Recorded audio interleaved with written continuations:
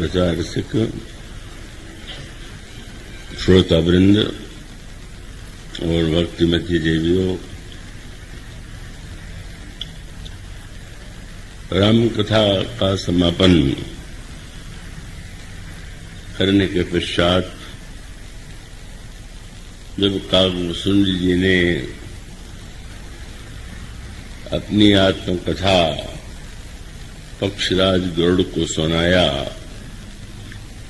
तो उन्होंने ये प्रश्न किया कि सारे शास्त्र यह कहते हैं कि ज्ञान से बढ़कर के दुर्लभ कुछ नहीं, नहीं ज्ञानेन सदृशम पवित्रमिह विद्यते। और महर्षि लोमश ने आपको ज्ञान की कथा सुनाई, पर आपने उसे भक्त के समान महत्व नहीं दिया। ज्ञान और भक्त में क्या अंतर है? और उसके उत्तर में उन्होंने भक्त की तुलना मणि से की और ज्ञान की तुलना दीपक से की। वहां पर उसका तात्पर्य यही है कि जैसे दीपक के जलाने के लिए बड़ा प्रयत्न करना पड़ता है और उसके पश्चात भी उसके बुझने का भय बना रहता है, इसी प्रकार से ज्ञान की उपलब्धि में बड़ा श्रम है, बड़ी समस्या है। और ऐसा ज्ञान दीपक यदि प्रज्वलित भी हो जाए तो उसके पश्चात दीपक जलाने के बाद भी तो यह भय बना ही रहता है कि कहीं कोई हवा का झोंका आकर के दिए को बुझा न दे।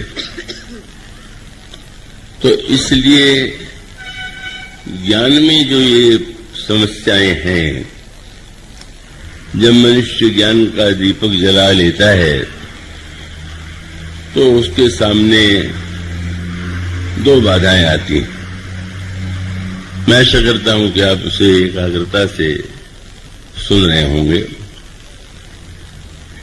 एक तो जैसे कि आपके घरों में जब प्राचीन काल में तो दिया जलाया जाता था, तो दिया जलाने का के बाद एक तो यह है कि अगर आंधी चलने लगे और तेज हवा का झोंका आ जाए तो दिया बुझ जाएगा। लेकिन मान लीजिए आप खिड़की बंद कर लें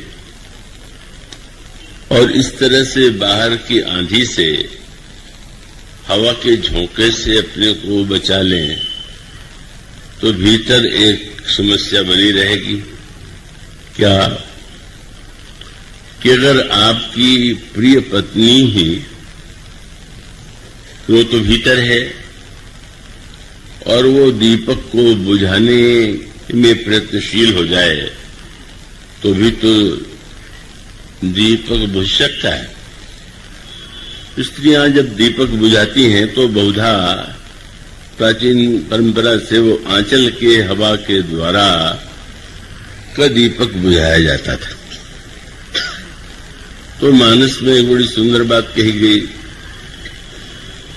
कि जो बाह्य जो विघ्न बाधाएं ज्ञान के दीपक को बुझाने के लिए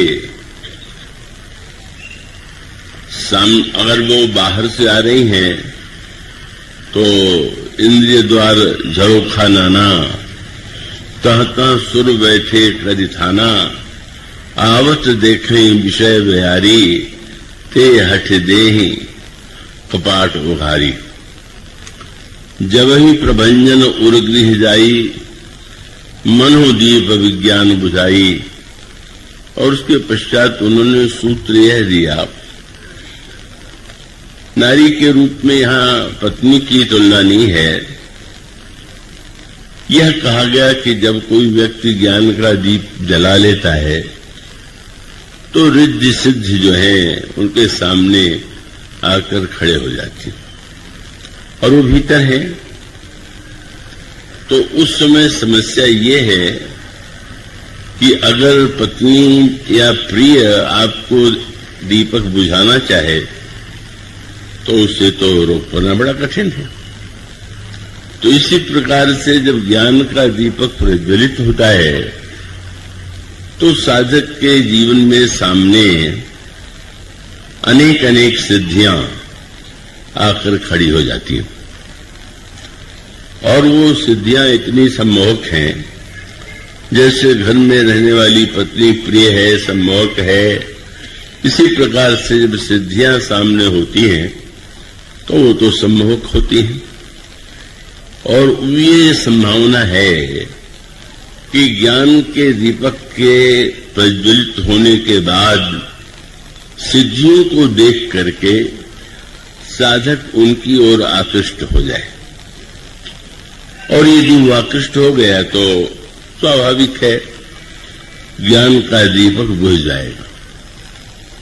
रिद्धि सिद्धि प्रेरई भव बहु भाई, तो इंद्रिय रिद्धि सिद्धि प्रेरई बहु भाई, और उस प्रकार की स्थिति में सजगता क्या है? तो ये कहा गया कि होई बुद्धि जो परम सयानी, तीन तन चितवन अनहित जानी।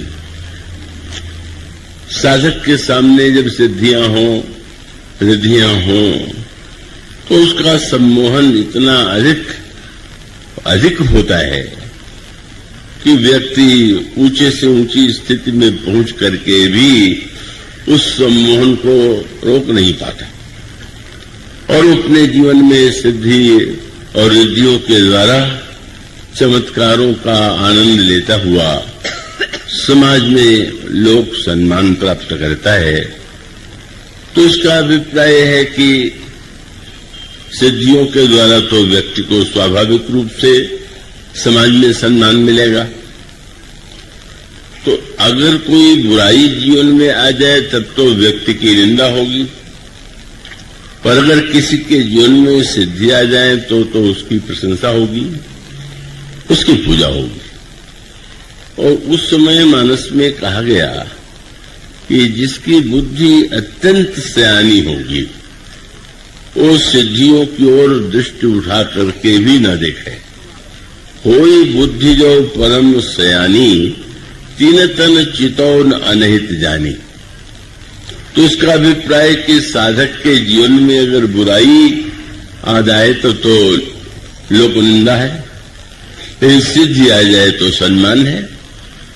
मुझे स्मरण आता है जिन परम संत के चरणों में रहने का सौभाग्य मुझे मिला था, श्री ब्रह्मलीन उड़िया बाबा जी महाराज, उनका एक संस्मरण वे सुनाते थे और वो संस्मरण बड़ा प्रेरक था। बाल्यावस्था में उनका नाम आत्र प्राण मिश्र था। स्वभाव से ही जीवन में त्याग वैराग्य की वृत्ति थी और उड़ीसा के वे रहने वाले थे, इसलिए सब लोग उनको उड़िया बाबा के नाम से ही जानते थे, पुकारते थे। यद्यपि श्रद्धालु लोगों के द्वारा जो अर्थ कभी कभी लिया जाता है वो बड़ा विनोद से भरा हुआ होता है। बैलगाड़ी से यात्रा चल रही थी, ब्रह्मलीन स्वामी अखंडानंद जी महाराज और मैं भी उस बैलगाड़ी में बैठा हुआ था। तो आगे वाले बैलगाड़ी का जो चलाने वाला था वो भी बातचीत करने लगे जोर जोर से। अब रास्ता अंधेरा है, लंबा है तो कटना चाहिए। तो एक हाँकने वाले ने कहा कि जानते हो इनका नाम उड़िया बाबा क्यों है? जो हम लोग जा रहे थे जहां उत्सव होने वाला था, वो उड़िया बाबा जी के सानिध्य में होने वाला था। तो उसने एक नया अर्थ कर दिया। उसने कहा वो जमीन पर नहीं चलते, उड़ के चलते इसलिए उड़ गया। तो हंसी आ गई।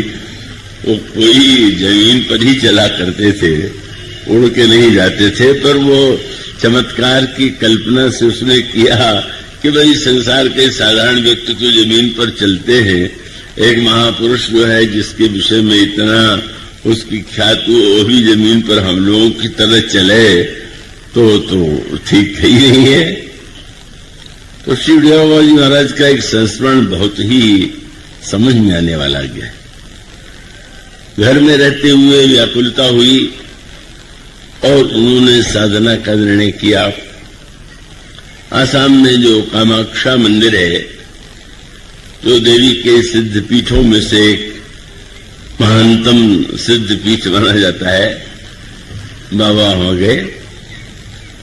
उन्होंने साधना किया और साधना के बाद एक चमत्कार उनके जीवन में अचानक आ गया, और वो था कि जो भी व्यक्ति सामने से आ रहा है, क्या कहां से आ रहा है, क्या करके आ रहा है और उसके मन में क्या विचार है, उसे जान लेते थे। और जब उन्होंने 1, 2, 4 को बता दिया तो भीड़ लगने लगी। मालाओं के द्वारा लाद दिया गया, भेंट आने लगी।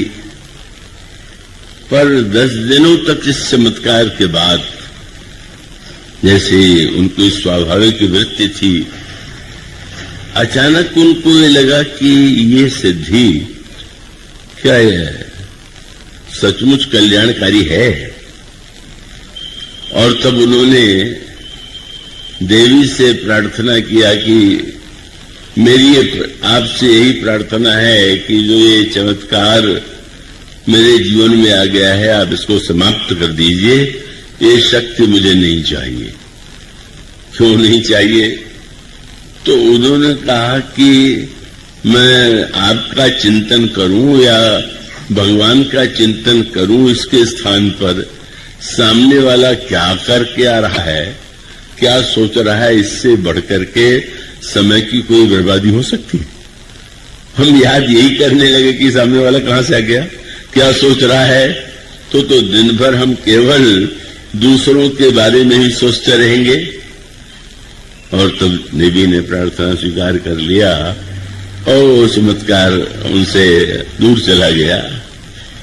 तो उसका अभिप्राय यही है कि चमत्कार में बड़ा सम्मान है, लेकिन गोस्वामी जी ने जैसा कहा कि लोक मान्यता अनल सम करत कानन दाव। तो ज्ञान के दीपक के साथ यह समस्या है कि साधक रिद्धि सिद्धि को अपना लक्ष्य बना ले तो निश्चित रूप से संसार में उसे सम्मान भले ही प्राप्त हो, पर ज्ञान का जो चरम उद्देश्य है वो उससे दूर चला जाएगा। इसलिए आपने अगर ध्यान से देखा हो, रिद्धि सिद्धियों की बात भी मानस में बताई गई, चर्चा की गई, लेकिन सर्वदा एक विशेष बात आप पाएंगे। अब जैसे भगवान शंकर जो हैं त्रिकालज्ञ हैं, सर्वज्ञ हैं, लेकिन कैसी अनोखी सी बात है, जब सती जी के हृदय में भगवान की लीला को देख करके मोह हुआ तो बहुत समझाने का उन्होंने प्रयास किया, और बहुत समझाने पर भी जब उनके समझ में नहीं आया तो भगवान शंकर ने कहा, अगर तुम्हारे हृदय में इतना संदेह है तो तुम जाकर परीक्षा लो। जो तुम्हारे मन अति संदेहु तो किन जाई परीक्षा ले। सती जी परीक्षा लेने जा रही। भगवान शंकर तो त्रिकालज्ञ हैं, सर्वज्ञ हैं। क्या उन्हें ये ज्ञात नहीं है कि सती जी आगे क्या करने वाली? कैसी अनोखी बात है। अगर वो त्रिकालज्ञ है, सर्वज्ञ है, तो उन्हें पता है कि आगे क्या होने वाला है, क्या घटना घटित होने वाली है। लेकिन बड़ा विलक्षण सूत्र है। भगवान शंकर ने यह विचार ही नहीं किया कि सती जी कहां जा रही हैं और इस जाने के साथ उनके द्वारा क्या होने वाला है और इसका परिणाम क्या। और तब वो आपको एक सूत्र मिलेगा, और ये वो सूत्र यही था कि पहले तो भगवान शंकर को लगा मोरे कहे न संशय जाही, विध विपरीत भलाई नहीं। पर आप तो सर्वज्ञ हैं, त्रिकालज्ञ हैं, उपाय तो सोचिए। बोले हुई है सोई जो राम रचि राखा, को करी तर्क बढ़ावई शाखा। जो भगवान ने रच करके रखा होगा वही होगा, इसलिए तर्क की कोई आवश्यकता नहीं। साधारण व्यक्ति ज्योतिषियों के पास जाता है भविष्य जानने के लिए, और ऐसी स्थिति में अगर कहीं चमत्कार की बात हो तो भी व्यक्ति हो जाता है। लेकिन भगवान शंकर साक्षात त्रिभुवन गुरु होते हुए भी जब यह निश्चित कर लेते हैं जो श्री राम ने रच करके रखा होगा वही होगा, क्या उसका तात्पर्य? यहीं पर भक्त सिद्धांत की बात, 3 सिद्धांत सामने जिनकी चर्चा आपके सामने की जा रही थी, कर्म सिद्धांत, ज्ञान सिद्धांत और भक्त सिद्धांत। दुख की समस्या का समाधान अपनी पद्धति से तीनों में देने की चेष्टा किया। वहां पर ये जो शंकर जी का वाक्य है वो समझने योग्य है। मैं आशा करता हूं कि पूरी योग्यता से आप इसे पूरे मनोयोग से सुन रहे होंगे। और वो ये है, चौपाई जो चुनी गई इस बार, वो चौपाई है कि राम भगत मणि उर बस जाके, दुख लवलेसन सपने ताके। भगवान की भक्ति की मणि जिसके हृदय में विद्यमान है, उसके जीवन में दुख का लवलेश भी कभी नहीं आता। क्या ये सही है? क्या लगता है कि जो भक्त होते हैं वे उनके जीवन में दुख नहीं आता है क्या? और जब इस दृष्टि से विचार करें तो लगता है कि चौपाई तो बिल्कुल ठीक नहीं। साधारण व्यक्ति जो साधारण भक्त हैं उनके जीवन में दुख तो दिखाई ही देता है, पर श्री रामचरितमानस के जो महान से महान पात्र हैं उनमें भी तो दुख दिखाई दे रहा है। बल्कि लगने ये लगता है कि कोई ऐसा भक्त है ही नहीं जो दुखी न हो। तो भूसुंडी जी कहते हैं कि जो भक्त है उसके जीवन में यदि भक्ति मणि आ गई तो दुख के लोकालेश नहीं होगा। पर जब हम श्री भरत को दुखी देखें, और भरत तो इतने दुखी हैं कि उनको न दिन को भोजन अच्छा लगता है न रात को नींद आती है। स्वयं जो कहते हैं दुख दाह दहे नित छाती, भूख न वासर नींद न राती। हनुमान जी से कोई बड़ा भक्त होगा क्या? हनुमान जी कितने दुखी।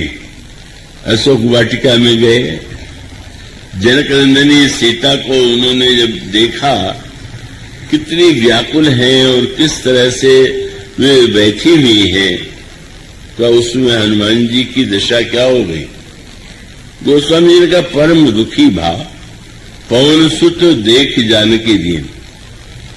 हनुमान जी इतने दुखित हो गए, श्री भरत के जीवन में दुख दिखाई दे रहा है, हनुमान जी के जीवन में दुख दिखाई दे रहा है, और अन्यों को कौन कहे, साक्षात भक्त रूपा सीता जी के जीवन के दुख का तो कहने क्या है। कितना अधिक दुख और कितनी अधिक पीड़ा उनके जीवन में दिखाई देती है।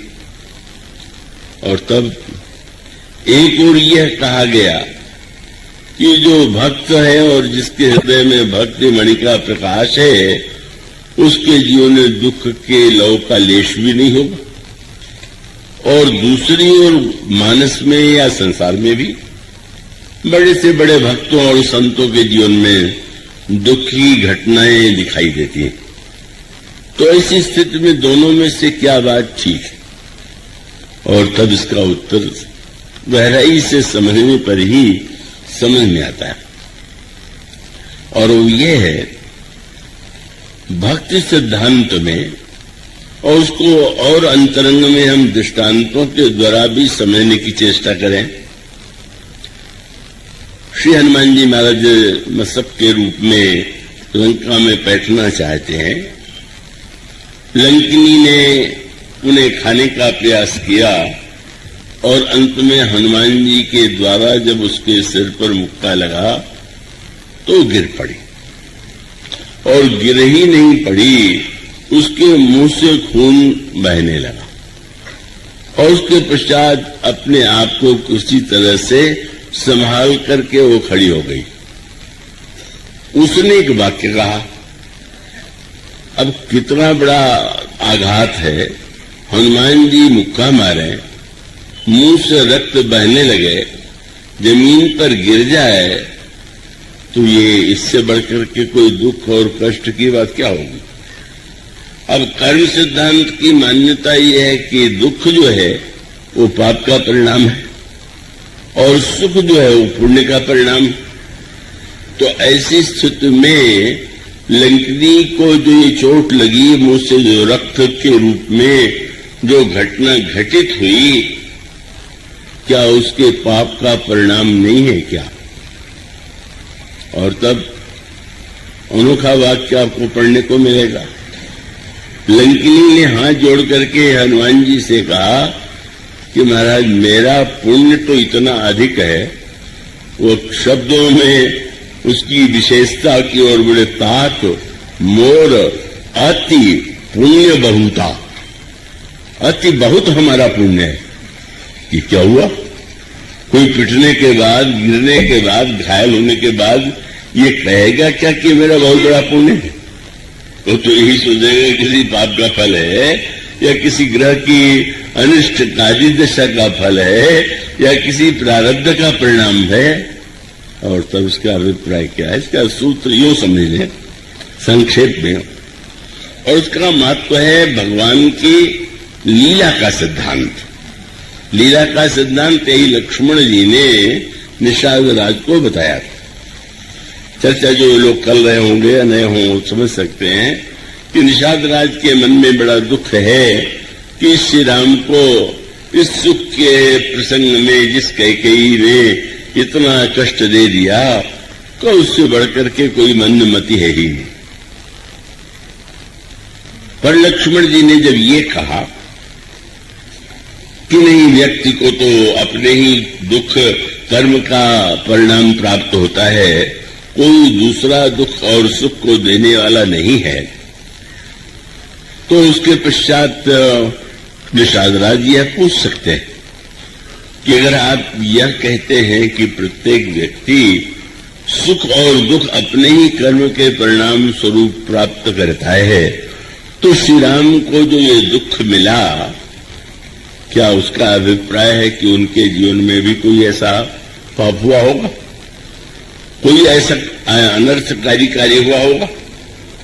इसी का उत्तर दिया श्री लक्ष्मण जी ने कर्म सिद्धांत, ज्ञान सिद्धांत और भक्ति सिद्धांत के द्वारा, और वो समझने योग्य दृष्टांत है।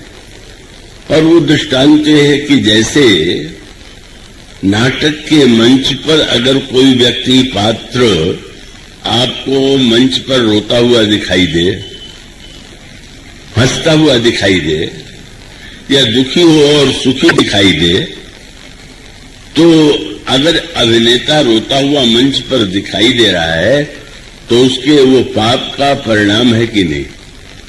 रोना अगर दुख का लक्षण है और वो रो रहा है मंच पर, और इतने नहीं, अभिनेता तो जब रोते हैं तो बेचारे जो दर्शक होते हैं उनकी आंखों में आंसू आ जाते हैं, बड़े भावुक है, रोने भी लग जाते हैं।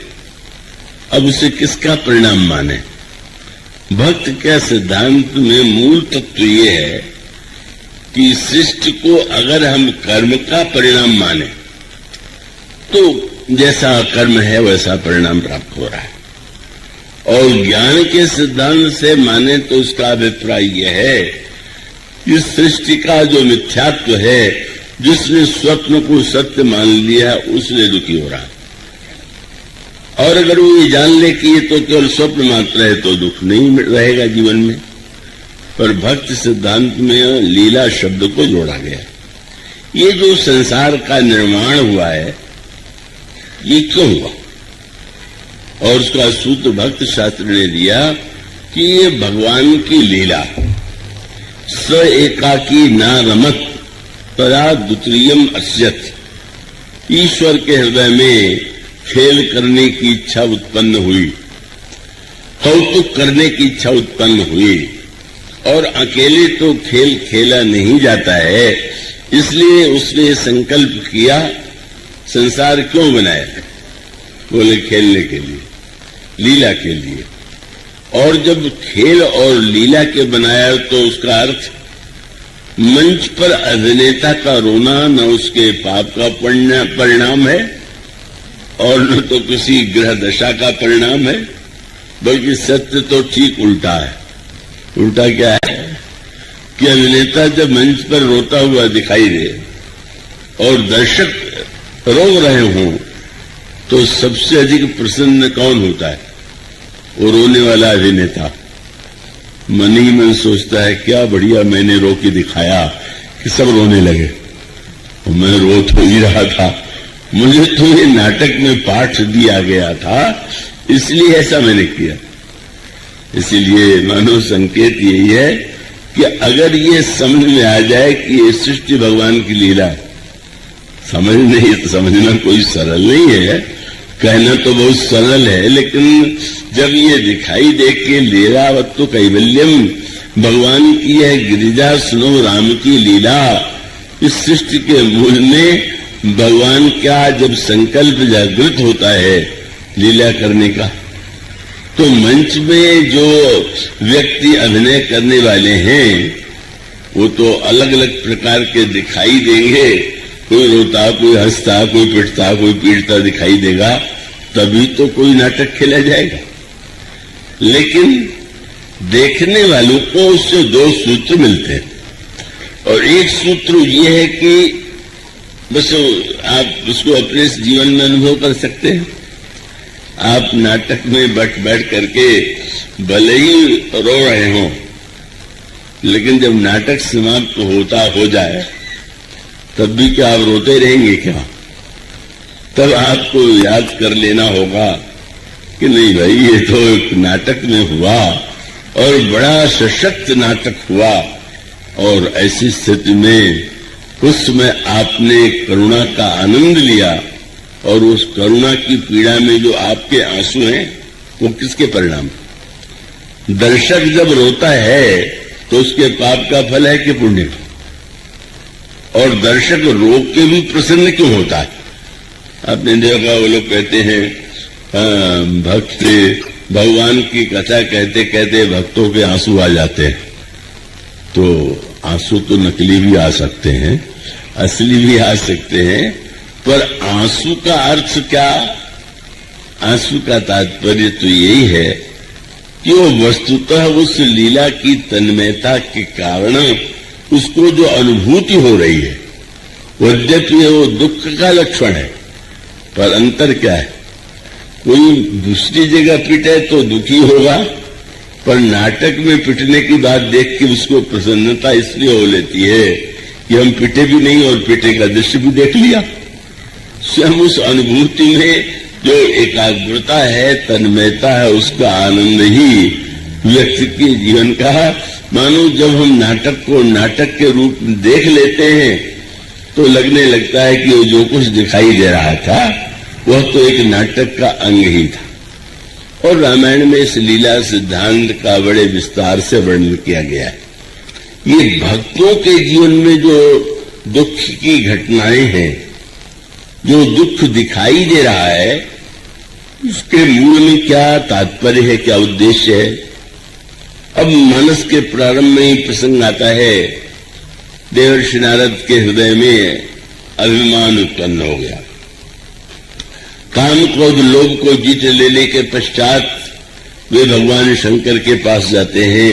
भगवान शंकर उन्हें उपदेश देते हैं, संकेत करते हैं कि आप इसका वर्णन भगवान विष्णु से न कीजिएगा।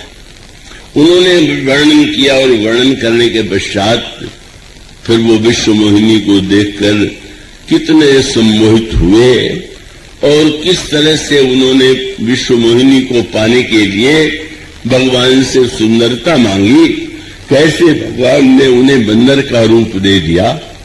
ये सारा प्रसंग कैसा है? बस सूत्र दिया गया, और वही सूत्र एक वाक्य में था। क्या पार्वती जी ने जब सुना कि नारद जी महाराज को मोह हो गया, अभिमान हो गया, तो वो तो नारद जी उनके गुरु जी हैं। अरे क्या कह रहे हैं, नारद जी तो महान भक्त हैं, महान ज्ञानी हैं, तो ये नारद जी के जीवन में ऐसा कैसे हो सकता है। और तब गोस्वामी जी ने लिखा कि पार्वती जी के इस स्थिति को देख करके शंकर जी खूब हंसे। अभी तो इतना गंभीर वर्णन सुना रहे थे, उपदेश की चर्चा कर रहे थे। मान लीजिए शंकर जी के स्थान पर हम में वो आप में से कोई होता तो क्या करता। अगर आप किसी को कोई काम करने से रोकें और फिर भी वो करे और करने से विपत्ति में पड़ जाए, तो आप ये कहे बिना नहीं रहेंगे कि मैंने तो पहले कहा था, मेरी बात नहीं मानी, इसका फल ये हुआ। तो पार्वती जी ने पूछा कि ये क्या हुआ, तो शंकर जी को कहना चाहिए था कि देखो मैंने तो नारद को समझाया था, और नारद को समझाने पर समझ नहीं आया तो उन्होंने कष्ट भोगा। लेकिन शंकर जी हैं, वही पूर्ण दृष्टि है। बोले भी ऐसे, हंसने लगे। महाराज आप इतना हंस क्यों रहे हैं। तो उन्होंने कहा कि अभिनेता में कोई क्या पापी और पुण्यात्मा होता है क्या राक्षस बना हुआ क्या पापी है और बंदर बना हुआ क्या पुण्यात्मा है। ये जो नाटक के मंच पर दिखाई देता है, उसको देख करके हम यह एक सूत्र समझ लें, और बड़े पर यह समझने में बड़ी थोड़ी सावधानी की आवश्यकता है। और सावधानी इसलिए कि उसका अर्थ अनर्थ न लेकर के व्यक्ति उसका दुरुपयोग न करे। भगवान शंकर ने ये कहा कि बोले विहसी महेश तब ज्ञानी मूर्ण कोय, न कोई ज्ञानी है न कोई मूर्ख है। अब दोनों बातें विरोधी है। एक और ज्ञानी क्या होता है, ज्ञान का लक्षण क्या है, ज्ञान को पाने की पद्धति क्या है, इसका इतना विस्तृत वर्णन। और शंकर जी एक वाक्य में समाप्त कर देते हैं, पार्वती न कोई ज्ञानी है न कोई मूर्ख है। तब बोले जेहि जस रघुपति करही जब सो तस तही सन होए। भगवान जिस समय जैसा कार्य लेना चाहते हैं, जैसा कराना चाहते हैं, तो उसी में कोई ज्ञानी और कोई मूढ़ दिखाई देता है। और इसीलिए तो नारद जी के प्रसंग में जो ये दोषों का वर्णन किया गया है, इसका अर्थ ये न मान लें कि जो हमारे जीवन में घटना होती है ये भगवान की लीला। क्यों? वे तो बुरे से बुरा कार्य करते हुए आप कहेंगे वे तो भगवान की लीला है, हम क्या करें। अगर कहीं ऐसा आपने मान लिया, तो ऐसे मानने वालों की कमी नहीं है। किसी व्यक्ति को गीता का अभ्यास था और उसने किसी की हत्या कर दी, और जो न्यायाधीश थे वो भी गीता के अध्ययन करने वाले थे। जब न्यायालय में मुकदमा चलने लगा तो उस व्यक्ति को जिसने हत्या की थी उसने कहा कि आप तो न्यायाधीश हैं और गीता के विद्वान हैं, आपने तो गीता में पढ़ा ही है कि भगवान ने कह दिया जातस्य ध्रुव मृत्यु ध्रुवम जन्म मृतस्य च, जो जन्म लेता है उसकी मृत्यु होती है, जिसकी मृत्यु होती है उसका जन्म होता है। तो आप इतने परेशान क्यों हो रहे हैं, जिसकी हत्या मैंने की फिर से जन्म ले ले। अगर कोई व्यक्ति गीता का श्लोक पढ़ करके उद्धरण दे तो क्या न्यायाधीश कहेगा कि बात तुम तो बड़े तत्वज्ञ हो, तुम्हें मुक्त कर देते हैं। दोनों के स्तर पर समझना चाहिए। ऐसे जिन्होंने कहा अब हमने बुरा कार्य किया तो हमें को दंड मिलना चाहिए, तो मैंने कहा तुमने बुरा कार्य किया तो तुम्हें जो दंड मिला वो भी तो उन्होंने दिया। बुरा कार्य में तो तुम उनको दोषी मान रहे हो और दंड में उलाहना दे रहे हो कि मुझे दंड क्यों मिला। इसका अर्थ है ये दृष्टि नहीं है, वस्तुतः ये कक्षा है और समझने योग्य ये बड़ी सावधानी के प्रसंग होते हैं। और खास करके जो सिद्धांत जितनी ऊंचे होते हैं उतने उसकी वो समझने और उसको जीवन में उसका अर्थ लेने में व्यक्ति को सावधान होना चाहिए। अरे नारद जी के प्रसंग का जो इतना विस्तार है उसमें तो यह बताने की ही चेष्टा की गई है कि किस प्रकार से मनुष्य के जीवन में और बड़े से ऊंचे व्यक्ति के जीवन में अभिमान आ जाता है, और अभिमान नहीं आना चाहिए। अभिमान में बड़ा दोष है और अभिमान के कारण नारद जी को इतना कष्ट उठाना पड़ा। तो उसको पढ़ करके उद्देश्य यही है कि हम अभिमान से बचने की चेष्टा करें। लेकिन उसका दूसरा पक्ष क्या है? मानो शंकर जी ने ही नारद जी को रोका था कि नहीं, ये जो आपने काम विजय का प्रसंग है मुझे सुना दिया, पर विष्णु भगवान को न सुनाइएगा। और उन्हीं भगवान शंकर ने कह दिया न कोई ज्ञानी है न मूढ़ है। तो उसका अर्थ है कि एक ओर तो हमारा कर्तव्य है कि हम उस दृष्टि से देखें कि जिस दृष्टि से शंकर जी ने देखा या भगवान विष्णु ने देखा। अब नारद जी ने सुंदरता का वरदान मांगा, भगवान ने बंदर बना दिया, और वो बंदर बनने के पश्चात उन्होंने दर्पण में तो अपना मुख देखा नहीं, मान लिया कि जब भगवान ने कही दिया है तो उन्होंने सुंदरता दे दी होगी। और उसके बाद स्वयंवर सभा में भगवान विष्णु स्वयं आए, और जो राजकुमारी जो वस्तुतः वास्तविक नहीं थी, ये सब प्रसंग बड़े सांकेतिक हैं। उस प्रसंग को यूं कहानी के रूप में नहीं पढ़ लेना चाहिए कि विश्वमोहिनी थी। विश्वमोहिनी का अर्थ है भगवान की माया, ये लिखा हुआ रामायण में। तो मानो माया शब्द का भी जो गहन अर्थ है थोड़ा गंभीर है, पर इतना सूत्र में दे दूं कि भूसुंडी जी ने जब ये वर्णन किया, गरुड़ ने कहा कि भगवान को युद्ध के क्षेत्र में बंधन में बंधा हुआ देख करके मुझे मोह हो गया। तो उस समय भूसुंडी जी ने ये कहा कि आपको यदि मोह हो गया है तो इसमें क्या आश्चर्य, मुझे भी ये मोह हो चुका है। और तब प्रश्न आया कि अगर बुरे व्यक्तियों के जीवन में मोह दिखाई दे और अच्छे भक्तों के जीवन में भी मोह दिखाई दे तो उन दोनों में क्या अंतर है? और तो वह एक सिद्धांत वाक्य है, वो वाक्य थोड़ा बहुत गंभीर होने से उतना उसको विस्तृत रूप से नहीं, केवल सूत्र रूप में उन्होंने कहा कि माया के भी दो रूप, और वो दो रूप का उन्होंने नाम दिया विद्या अपर अविद्या सुम। एक माया विद्या माया है और दूसरी अविद्या माया है। जो संसारी व्यक्ति है वो अविद्या माया से ग्रस्त दिखाई दे रहा है, और जो भक्त हैं उनके जीवन में विद्या माया के द्वारा ऐसी स्थिति आती है। इसलिए रामायण के उत्तरकांड में आप यदि उसको गंभीरता से पढ़ते हो, जब कभी लोग पढ़ते हैं, उन्होंने कहा हरि सेवक ही न व्याप अविद्या, हरि प्रेरित व्यापित ही विद्या, ताते नासन हो दास कर, भेद भगति बाढ़े विहंग वर्ग।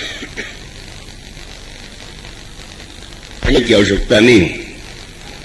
विद्या अविद्या का सूत्र यही कि नारद जी के जीवन में जो कुछ घटित हो रहा है वो वस्तुतः क्या सचमुच सत्य है क्या? और इसका अभिप्राय यह है कि गोस्वामी जी ने यह कहा कि जब भगवान विष्णु ने नारद जी के हृदय में मोह को देखा कि मोह का उदय हो गया है, तो उस समय उन्होंने निर्णय किया कि इस मोह को हमें नष्ट करना है। नारद मेरे भक्त हैं और भक्त के जीवन में यदि मोह आ जाए तो ये तो अभिमान आ जाए तो हमारा कर्तव्य है कि उसे मैं मिटाऊं। और तब नारद जी ने जिस नगर को रास्ते में देखा वो नगर क्या पहले से बना हुआ था क्या? ऐसा नहीं। वो स्वामी जी कहते हैं कि जब नारद जी वहां से जाने लगे तो श्रीपति निज माया तब प्रेरी, भगवान ने अपनी माया को बुला करके कहा जरा इस भक्त को नचा के तो दिखाओ। संसार के तो सभी जीव नाच ही रहे हैं, पर कभी कभी भक्तों को भी नचा के भगवान आनंद लेते हैं। अच्छा, तो जरा दिखाओ अपने चमत्कार।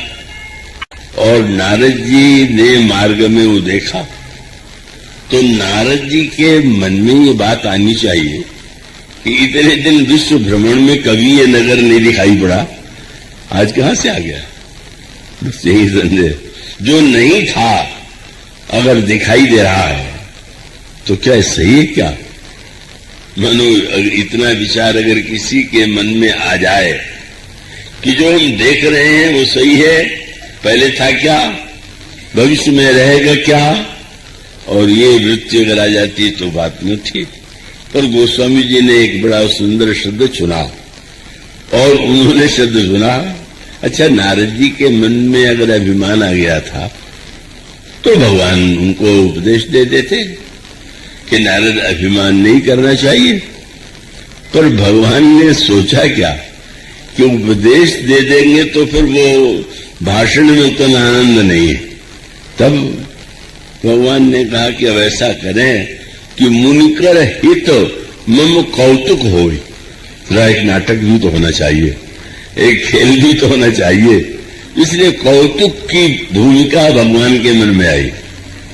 तो भगवान ने सोचा बस कौतुक कुछ बढ़े, और बढ़ने के लिए माया को प्रेरित कर दिया। माया का हाथ, वो नगर भी सही नहीं, माया उसका हाथ दे करके नारद जी ने जो समझा वो भी कुछ नहीं। नारद जी ने भगवान से सुंदरता मांगा, और उसके बाद जब भगवान स्वयं आए और उस वो राजकुमारी ने गले में माला डाल दिया, जब चले गए भगवान लेकर के, तब बोले दुल्हन ले गए लक्ष्य निवासा, नृप समाज सब भयउ निराशा। राजा निराश हो गए, बिल्कुल राजकुमार होंगे, विष्णु ने गले में जय माल डाल दिया। इस सबसे दुख और क्रोध किसको हुआ? नारद जी। अन्यों को तो निराशा हो गई, पर नारद जी को क्रोध इसलिए आया, और इसीलिए जो भक्त होते कभी कभी उनको भगवान पर बड़ा क्रोध आ जाता है, क्योंकि मान लेते हैं कि हम भगवान के भक्त हैं तो भगवान को तो मेरी इच्छा पूरी करनी चाहिए। इसलिए नारद जी ने कहा अच्छा, जब रुद्रगणों ने कहा जब अपना मुंह जा करके शीशे में देखिए, और शीशा तो कहां खोजने जाते, सरोवर में उन्होंने अपना मुख देखा, तो फिर फरकता धर कोप मन माही। अरे मैंने उनसे सुंदरता मांगी, नहीं कर देते, लेकिन मुझे बंदर की आकृति दे दिया, और संसार वाले मेरे ऊपर कितना हंस रहे होंगे, जगत मोर उपहास कराइए। और जब ये सोच करके कि सब लोग हंस रहे, जब भगवान ने ध्यान रखा था कि नारद जी के बंदर वाली शक्ल को कोई दूसरा न देख पावे, या तो वो देख पाए या रुद्रगण या विश्व मोहिनी देख पाई, लेकिन नारद जी को ही लगता है कि संसार बस मेरे ओर हंस रहा होगा, जगत मोर उपहास कराइए। अच्छा, तो अब एक ही उपाय कि दे हूं शाप कि मरी हूं जाइए, या तो मैं शाप दे दूंगा, स्वयं आत्महत्या कर लूंगा। और उसके पश्चात जिस समय वो क्रोध में भर के जा रहे थे, भगवान बीच में मिल गए, और जाए बीच में मिल ही नहीं गए। नारद जी से कहने लगे मुनि कहां चले, मुनि जी कहां जा रहे हैं, और एक शब्द और जोड़ दिया, लगता है कुछ आप व्याकुल बहुत है। अब नारद को इतना क्रोध आया, ऐसे अनजान बोल रहे हैं कि जैसे कुछ हम जानते ही नहीं है, और पूछ रहे कहां जा रहे हैं, बिगड़ करके बोले क्या नहीं जानते हो कहां जा रहे हैं? तो भगवान ने कहा कि कहां जा रहे हो तो मैं जानता हूं, पर जो तुमने रास्ता पकड़ा हो तो उल्टा है। अब अगर कोई व्यक्ति कहीं जाना चाहे और उसके उल्टे रास्ते पर जाए, तो भगवान ने कहा कि वो तो रास्ता नहीं है। अब तुम मेरे लोक में जाना चाहते थे, और जो उस समय क्रोध तुम्हें आ रहा है, तो तुम तो जानते हो कि क्रोध का मार्ग कहां ले जाता है। काम क्रोध मद लोभ सब नाथ नरक के पंथ।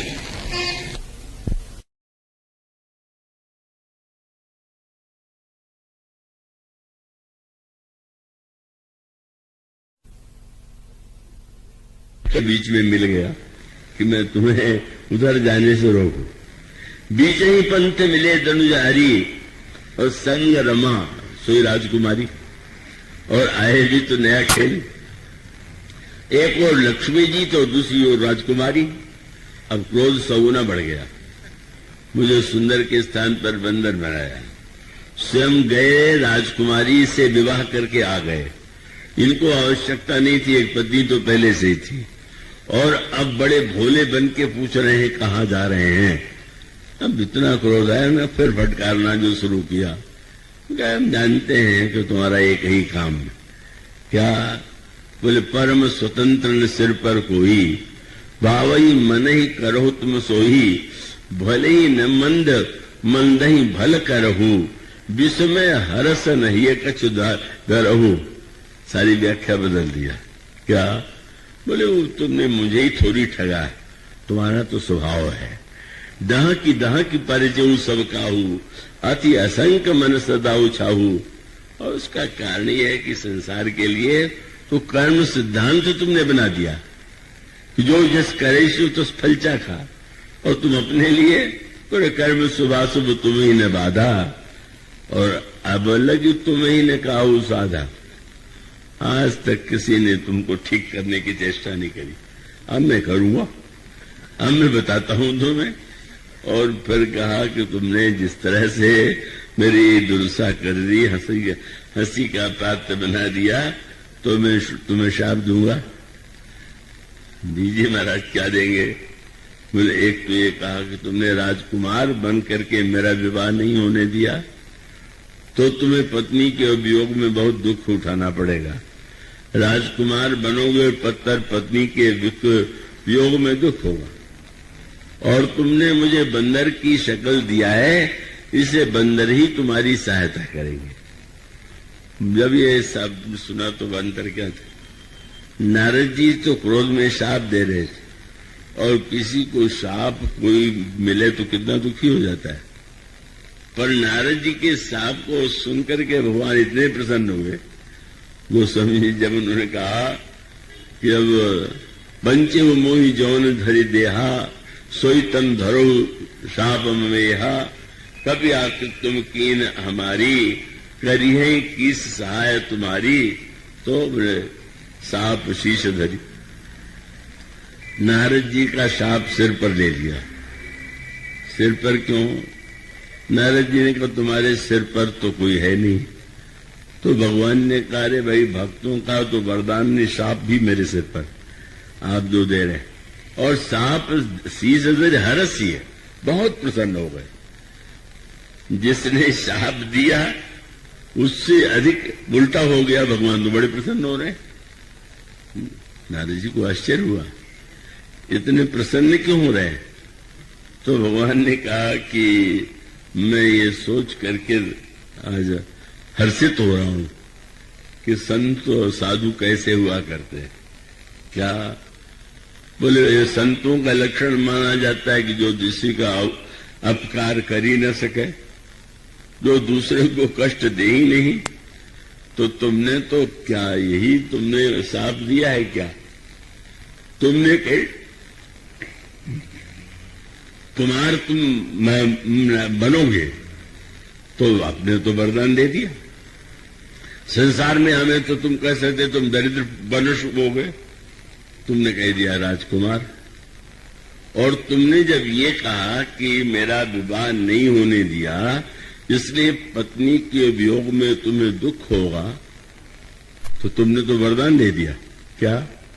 अगर तुम सचमुच दुख देना चाहते तो कह देते कि तुम्हारा विवाह भी नहीं होगा। पर जब तुमने कह दिया कि पत्नी के वियोग में दुखी होगे, तो तुमने कह ही दिया कि विवाह जरूर होगा।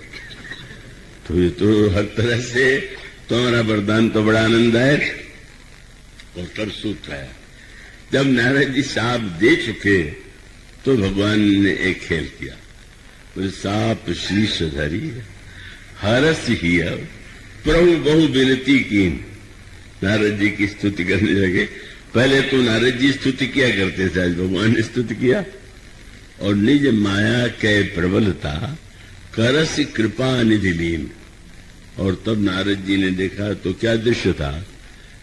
तब हरि माया दूर निवारी, नहीं तह रमा न राजकुमारी, न राजकुमारी न लक्ष्मी, अकेले भगवान खड़े।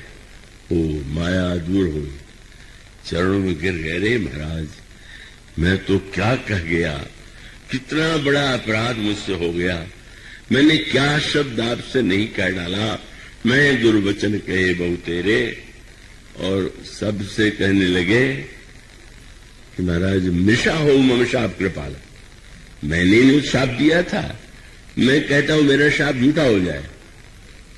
भगवान ने तुरंत कहा, महाराज ये क्या कर रहे हो, इतनी कठिनाई से तो नाटक तैयार किया, अब तुम उस नाटक को बिगाड़ने पर तुले हो। भगवान का शब्द क्या था, उन्होंने कहा मिशा हो शाप कृपाला। भगवान ने कहा नारद क्या तुम समझ रहे हो, जो तुमने किया, जो तुम कह रहे हो, ये सब तुम कर रहे हो क्या।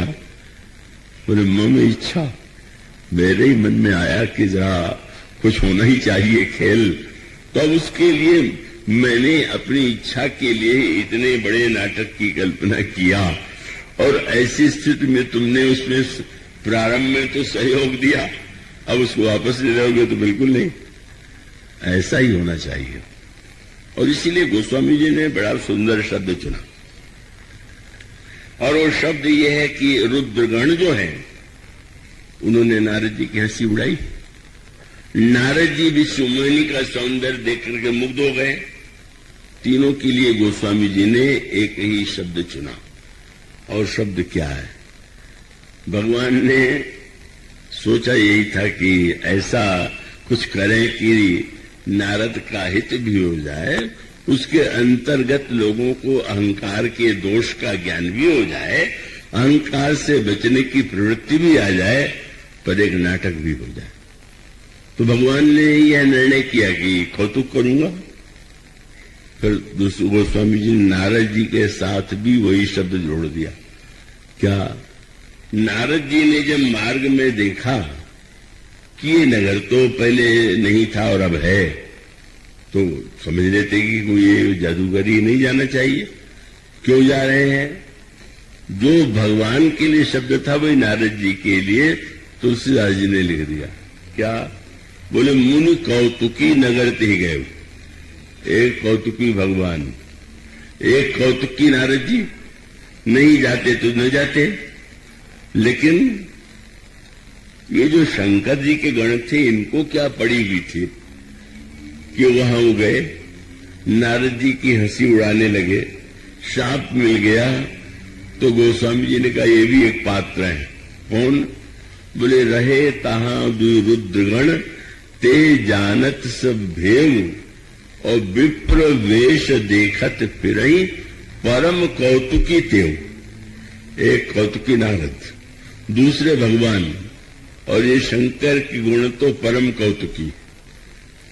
बोले और कौतुकी है, परम कौतुकी क्यों। वो जो नाटक में राक्षस बनने को तैयार हो जाए, उसका कुछ अधिक ही नाटक में आकर्षण होगा। रावण कुंभकर्ण बनने का शाप मिल गया। मानो सूत्र क्या है कि एक और यह सब कुछ भगवान का कौतुक है, और कौतुक के लिए शंकर जी पूरी कथा सुनाते हैं, अभिमान की बुराई बताते हैं, अभिमान से बचने का उपाय बताते हैं, और अंत में वही बात लड़कपन में मुझे याद है, गांव में छोटा हमारे यहाँ एक बड़ी बूढ़ी महिला थी, परिवार की नहीं थी, पास में तो सारे बच्चे एकत्र हो जाते थे, क्योंकि उनको बहुत सी कहानियां याद थी, और कहानियां बड़ी सुन के उनके मुंह से बहुत आनंद आता था, और बड़ी भावपूर्ण और करुणापूर्ण और तरह तरह की कहानियां सुनाती थी। लेकिन कहानी के अंत में एक जो दोहा वो कहती थी, उसका आनंद उस समय तो ले नहीं सकते थे, और वो भी शायद उसका अर्थ उतना न जानती हूं। उनको यही बताया गया होगा कि सब कहानी सुनाने के बाद ये दोहा जरूर सुना देना चाहिए। तो दोहा क्या था, एक तुकबंदी, पर बहुत बड़ी बात थी। जीता फुआ थी, वो अंत में कहा करती थी, कहानी बड़ी मिठी कहानी जो है वो तो बड़ी मीठी है, कहानी बड़ी मीठी पर बात सकल झूठी। कहानी मीठी तो है पर जितना है सब झूठा। और घड़ी घड़ी विश्राम बोलो सीताराम। अंत में उन्होंने की समाप्ति बहुत सुंदर थी कि भाई जो सुनाया उसको सत्य न मान लेना। फिर वो तो मैंने कहा परंपरा की दृष्टि से, पर मानो जब वह दृश्य नारद के संदर्भ में और वो कौतुक का विस्तार तो यहाँ तक हो गया कि अगर भगवान राम सीता जी के वियोग में विलाप कर रहे हैं, और विलाप ऐसा विलाप क्या किसी ने किया होगा। गोस्वामी जी कहते हैं भगवान वृक्षों से, लताओं से, पशुओं से सीता जी का पता पूछ रहे हैं। तुम देखी श्रिता मृगनैनी खंजन मृग सपो कपोत। इस तरह से भगवान राम इतना रुदन कर रहे हैं, इतना विलाप कर रहे हैं। और तब लक्ष्मण जी बार बार उनको समझा रहे हैं, महाराज धैर्य धारण कीजिए। लक्ष्मण समझाए बहु भांति, खोजत चले लता तरुपाती। और उसके बाद ये दृश्य मिट गया और पंपा सर के निकट भगवान पहुंचे। और पहुंचने के पश्चात भगवान ने जब देख लिया कि यहां पर और कोई नहीं है, तो एक नई बात उन्होंने लिखी। क्या? बोले बैठे परम प्रसन्न कृपाला। अब इतना विलाप कर रहे थे। गोस्वामी जी कहते भगवान राम बड़े परम प्रसन्न। सीता जी कारण हो गया, उनके लिए विलाप कर रहे थे। गोस्वामी जी कहते बैठे परम प्रसन्न कृपाला और कहता अनुसन कथा रसाला। लक्ष्मण जी को सुना रहे थे कथाएं। उस समय नारद जी ने सोचा कि वो मैंने भगवान को शाप दे दिया था और कितना दुख उठा रहे हैं मेरे शाप को सत्य करने के लिए। इतने दुखी हैं, इतने व्याकुल हैं, तो मोर शाप करी अंगीकारा, सत राम नाना दुख भारा। ऐसे ही प्रभु ही विलोकम जाई। जैसे भगवान के इस रूप को तो जाकर के देखे, तो भगवान को जो ही पता लगा कि नारद आने वाले हैं, तो क्या हुआ? जैसे रंगमंच पर आपने घटनाओं को देखा और देख करके आप बिल्कुल तदाकार हो गए हो। वो कलकत्ते की प्रसिद्ध घटना जिसमें बंगाल के प्रसिद्ध विद्वान ईश्वर चंद्र विद्यासागर मिनर्वा थिएटर में नाटक देख रहे थे। उसमें अंग्रेजों के अत्याचार का जो दृश्य दिखाया जा रहा था। बहुत पुराने समय की बात है। उसमें एक अभिनेता वो अंग्रेज बना हुआ था और दूसरा एक भारत का दरिद्र नागरिक था। और जो वो अत्याचार का दृश्य देखा विद्यासागर ने, तो इतना क्रोध आया कि पैर से जूता निकाल करके उस अभिनेता के मुंह पर मार दिया। अब चारों ओर सनसनी फैल गई, ये क्या हुआ, कैसे हुआ? नाटक तो पूरा हुआ, पर उस अभिनेता ने आकर के विद्यासागर को प्रणाम किया। बड़ी कृपा की आपने। मैं एक बात आपसे कह दूं कि ये जूता आपको नहीं लौटाऊंगा। क्यों? बोले मेरी योग्यता का इससे बड़ा प्रमाण पत्र कोई मिले ही नहीं था कि मुझे सचमुच आपने अंग्रेज मान लिया, अत्याचारी मान लिया, और इतना आपको सत्य लगा कि आपने जीता भी चला दिया। तो ये तो बहुत बड़ा प्रमाण पत्र है। गोस्वामी जी ने क्या कहा कि नारद जी तो ये पर्दा गिर गया हो, और जिन अभिनेताओं को अभी लड़ते झगड़ते देख रहे हो, वही अकेले में बैठे हुए तो क्या पर्दे की आड़ में भी लड़ते झगड़ते मिलेंगे क्या? वो तो आनंद से बात कर रहे हैं और चर्चा कर रहे हैं कि हाँ कैसा रहा नाटक, कैसी सफलता मिली। तो उस समय गोस्वामी जी ने कहा कि भगवान ने जो ही नारद को आते देखा, बोले लक्ष्मण तो फिर से नाटक शुरू हो जाए, अब पर्दा उठने वाला है। और तब नारद जी ने जब आके देखा तो भगवान की आंखों में आंसू है।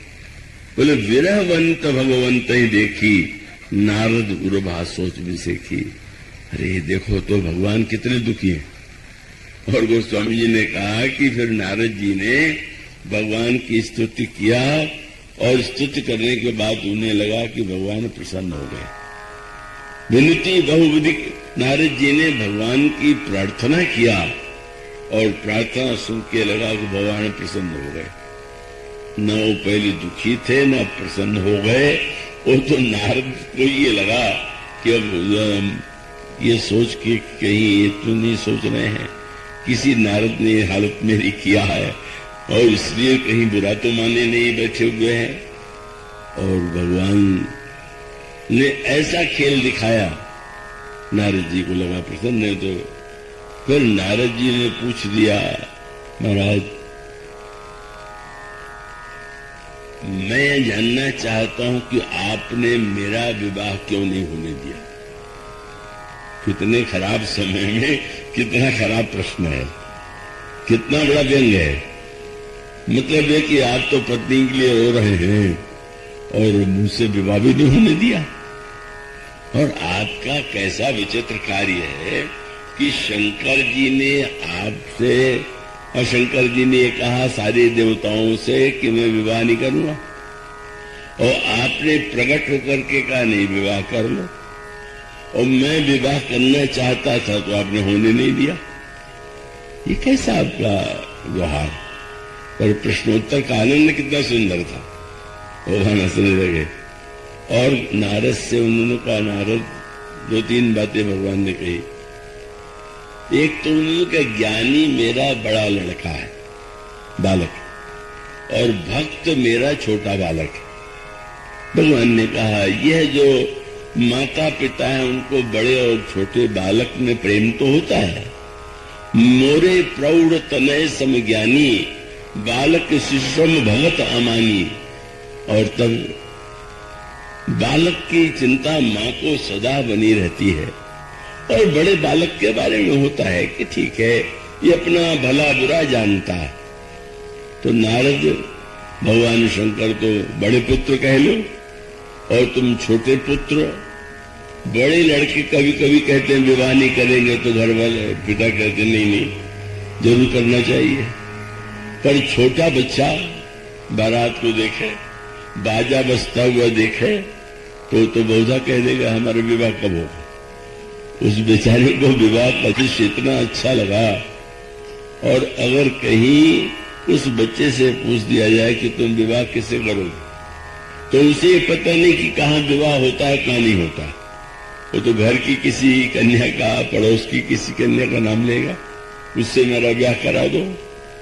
बोले नारद तुम छोटे बच्चे हो, शंकर जी बड़े बच्चे थे, विवाह नहीं करते थे, तो विवाह कराना ठीक ही था।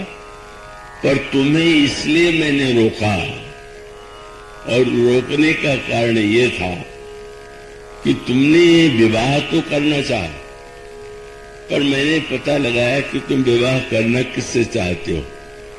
और जब पता चला कि मेरी ही माया से विवाह करना चाहते हो तो मैं समझ गया पक्का बच्चा है। अब ये मेरी ही माया, उससे तो किसी का विवाह आज तक हुआ नहीं और ये उसी से विवाह करना चाहता है। और नारद मुझे रोते देख करके तुमको बुरा क्यों लग रहा है? ये तो तुम्हारी कृपा है। कृपा माने कोई बालक अग्नि में हाथ डालने के लिए चला और माँ ने उसका हाथ बचाने के लिए हाथ पकड़ा, और पकड़ते समय माँ का हाथ बालक के हाथ से आगे चला गया। बालक का हाथ बच गया पर माँ का हाथ जल गया।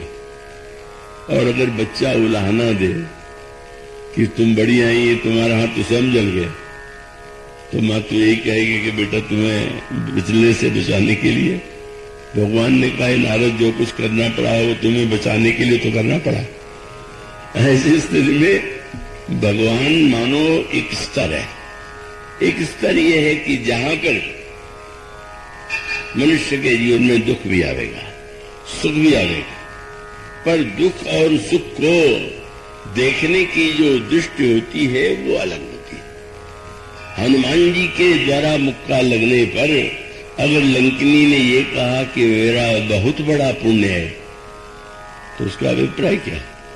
अगर उसने यह देखा होता कि मेरे मुंह से खून निकलने लगा, जमीन पर गिर गए, चोट लगी। उसको तो लगा तात मोरा के पुण्य बहुता, देखे नैन राम कर दूता। मेरा कितना बड़ा पुण्य है कि मैंने संत नहीं, ऐसे संत का दर्शन पाया जो श्री राम का दूत है। मैं धन्य हो गई। और इसका अभिप्राय यह है, दुख को देखने की जो दृष्टि है, कोई ऐसा भक्त नहीं होगा कि जिसके जीवन में कोई दुख आया ही न हो। मैंने अभी नाम लिया आपसे, नारद जी के जीवन में, भरत जी के जीवन में, हनुमान जी के जीवन में, सीता जी के जीवन में दुख दिखाई देता है। लेकिन फिर वही सीता जी इतनी दुखी हैं कि भगवान राम ने पूछा कि सीता जी का दुख कैसा है? तो कहा सीता कहत विपत्ति विशाला, और बिनहि कहे भल दीन दयाला। और हनुमान जी ने जब सीता जी का संदेश सुनाया तो प्रभु संदेश उस समय हनुमान जी के द्वारा सीता जी के दुख की कथा सुन करके, हरि आए सुन सीता दुख प्रभु सुख ऐना, भरी आए जल राजीव नैना। भगवान राम के आंख में आंसू आ गया, आंसू आ गया। ये तो बहुत अच्छी बात है। भक्त कहते हैं कि भगवान यदि कृपा करे तो द्रवित हो जाए, और द्रवित होने के बाद जो द्रवित होता है उसके आंखों में आंसू आ जाना स्वाभाविक है। और आंसू आ जाने के बाद भगवान ने तुरंत सुग्रीव से कहा, अब विलंब के कारण कीजिए। क्यों विलंब करते हो? मानो एक ओर देखें कितनी दुखी है सीता जी, जिन्हें दुख करके हनुमान जी कितने अधिक दुखी हो रहे हैं, और दूसरी ओर भगवान राम रो रहे हैं। पर ये रोने की योजना किसने बनाई थी? ये दुख की योजना किसने बनाई थी? और तो बात पढ़ते हैं कि एक दिन दंडकारण्य में जब लक्ष्मण जी फल लेने के लिए गए थे, तो प्रभु ने सीता जी से अकेले में कहा, एक नाटक करने जा रहा हूं। तो महाराज लक्ष्मण के सामने क्यों नहीं कहा? बोले उसके सामने कह देता तो नाटक थोड़ा बिगाड़ देता। मैं अगर ये कहता कि राक्षसों को मारने के लिए नाटक करना है, तो कह देता कि इसके लिए इतने नाटक की क्या आवश्यकता है, मैं एक ही बाण से मार देता।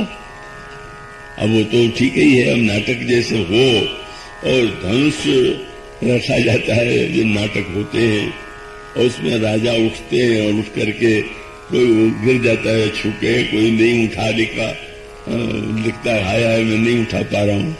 अरे तो बांस का बना धनुष है, एक साधारण व्यक्ति भी तोड़ सकता है। पर राजाओं को पाठ दिया गया है कि तुम्हें नाटक करके यही दिखाना है कि उठ नहीं रहा है, धनुष इतना भारी। वो तो एक समाचार पत्रों में घटना निकली थी कि एक अभिनेता ऐसा था जो रावण के रूप में जो कार्य करने जा रहा था, तो स्वयंवर सभा का उस दिन अभिनय था, और उस रावण बनने वाले अभिनेता को जलपान ठीक से आयोजकों ने नहीं दिया। अब से इतना क्रोध आया कि जब वो धनुष रावण उठा तोड़ने के लिए, तो रामायण में तो ही आता है कि रावण चुपचाप चला गया। पर ये जो रावण था वो आ गया और आ ही ले गया, धनुष को उठा के तोड़ दिया। और यार राजा जनक धनुष तोड़ दिया, विवाह मुझसे करो। और तब चतुर अभिनेता ने तो जनक बना हुआ था, उसने बात को संभाल लिया। उसने कह दिया कि अरे मूर्ख सेवको, ये कौन सा नकली धनुष उठा के ले आए थे, असली धनुष जाकर के ले आए। मानुष का अभिप्राय है कि नाटक में तो जिस समय जो करना चाहिए, भगवान राम ने कहा सुनो प्रिया व्रत रुचिर सुशीला, मैं कछु करब ललित नर लीला, तब लगी पावक करहु निवासा, जब लगी करहु निशाचर नासा। एक योजनाबद्ध रूप से भगवान ने योजना बनाई, सीता जी को अभिनय सौंपा गया, और इस अभिनय के अनुकूल में आगे की घटनाएं हुई। और इसका अर्थ क्या हुआ कि तत्व तो जो कुछ हुआ वो एक नाटक का अंग था, लेकिन नाटक में जो आपको दिखलाया जाता है उसको झूठे ही मत मान लीजिए, क्योंकि उसका उद्देश्य होता है नाटक देख करके दर्शक आनंद ही नहीं लेता है। नाटक में अगर ये लगे कि बुरे कार्य करने वाले अपराधी को दंड मिला तो सामने वाले के हृदय में बुराई से बचने की प्रेरणा प्राप्त हो। और इसका अर्थ यह है कि जब व्यक्ति ये दुख आदि की घटनाओं को केवल घटनाओं के रूप में देखता है, हमारी इच्छा पूरी हो गई तो सुखी हो गए, नहीं पूरी हुई तो दुखी हो गए।